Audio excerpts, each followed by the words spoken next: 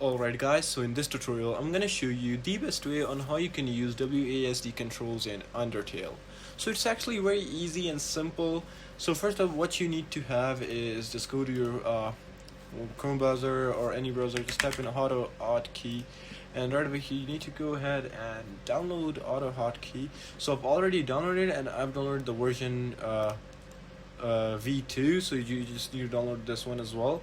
Once it's downloaded, it should look something like this. Now you gotta create a new script right over here, so I'm just gonna create a new script. I'm just gonna name it Undertale WASD and just create. Alright, now right over here it's created for me, so I'm just gonna run it on my as a node. So open with, simply press on open with and more apps, and you just gotta find notepad. Just go ahead and open it up. Now right over here, what you have to do is just simply paste it in this.